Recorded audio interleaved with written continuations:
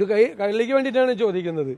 ആ സംഘപരിവാർ സഹായം എന്തിനാണ് ഇവിടെ പറയൂർ? ഇവിടെ ഉണ്ടായില്ലല്ലോ അവരിവിടെ ഉണ്ടായില്ലല്ലോ, അവർക്കിവിടെ വോട്ട് പോലും ഇല്ലല്ലോ, ഉണ്ടായില്ലല്ലോ.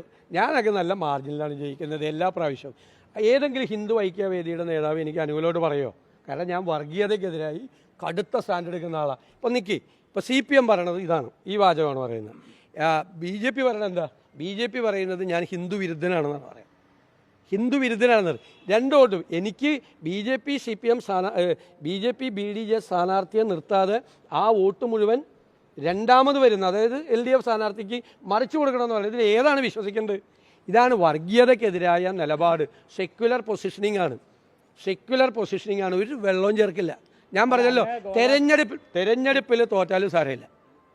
തെരഞ്ഞെടുപ്പിൽ ഞാൻ 2016 ഇത് നേരിട്ട ആളാണ് ഇവിടെ.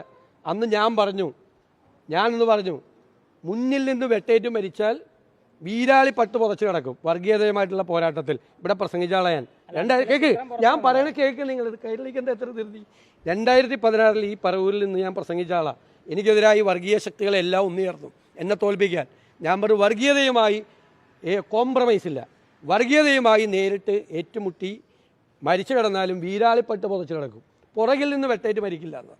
അതായത് ഞാൻ ഓടൂല, വർഗീയതയുമായി പോരാടുമ്പോൾ ഓടൂല, ഞാൻ പുറകിലേക്ക് ഓടൂല എന്ന് പരസ്യമായി പ്രസംഗിച്ചിട്ട് എന്നെ തോൽപ്പിക്കാൻ വന്ന വർഗീയ ശക്തികൾക്കെല്ലാം ഈ പറവൂരിലെ ജനത 20,000 വോട്ടിൻ്റെ ഭൂരിപക്ഷം തന്ന് എന്നെ വിജയിപ്പിച്ച. പറവൂരിൽ 20,000 എന്ന് പറഞ്ഞാൽ ഒന്ന് കണക്ക് പാർട്ടിക്കാരോട് ചോദിക്കുക, കൈരളിക്കാരൻ പോയി.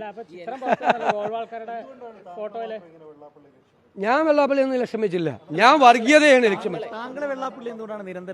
അതെനിക്കറിയത്തില്ല. അദ്ദേഹം പണ്ടും എനിക്കെതിരായി സംസാരിച്ചിട്ടുണ്ട്, അതെനിക്കറിയത്തില്ല. ഞാൻ വർഗീയവാദി എന്നൊന്നും പറഞ്ഞിട്ടില്ല. ഞാൻ പറയും വർഗീയത പറയരുത്. നിങ്ങൾ വർഗീയത പറഞ്ഞില്ലേ, പച്ചയ്ക്ക് വർഗീയത പറഞ്ഞില്ലേ, അത് പറയരുത്. അത് ആര് പറഞ്ഞാലും പറയും. നിങ്ങൾ എൻ്റെ ചരിത്രം പരിശോധിച്ചു, ഞാൻ ആര് പറഞ്ഞാലും ഞാനത് പരിശോധിച്ചിട്ടുണ്ട്. SNDP NSS തമ്മിലത്തെ ബന്ധം വേർപെടുത്ത ലീഗിന് എന്ത് റോളാണ്? ഞാൻ എന്തിനാ ലീഗിനെ വലിച്ചെടുക്കണം? മുസ്ലിം ലീഗ് ഞങ്ങളുടെ UDF പ്രധാനപ്പെട്ട ഒരു ഘടകകക്ഷിയാണ്.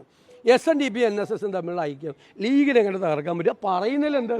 മുഖ്യമന്ത്രിയുടെ ലീഗ് എങ്ങനെയാണ് SNDP NSS തമ്മിൽ യോജിക്കുന്നതിൻ്റെ അടുത്ത് ലീഗിന് എന്ത് റോളാണ്? മുഖ്യമന്ത്രിയുടെ നാവായിട്ടാണ് വെള്ളാപ്പള്ളി ഈ പ്രതികരണങ്ങളൊക്കെ നടത്തുന്നതെന്ന് ആണ് പറഞ്ഞു. അദ്ദേഹം പറഞ്ഞത് താങ്കൾ ലീഗിന്റെ നാവായി മാറും, താങ്കളുടെ ശബ്ദം മുസ്ലിം ലീഗിന്റേതാണ് എന്നാണ്. അല്ല, മുസ്ലിം ലീഗിന്റെയും കോൺഗ്രസിന്റെ ഒക്കെ ശബ്ദം ഒന്ന് തന്നെ. UDF ടീം UDF ആണ്, ഒറ്റ ശബ്ദമാണുള്ളത്. ശരിയാണ്, അത് ഞാൻ അംഗീകരിക്കുന്നു.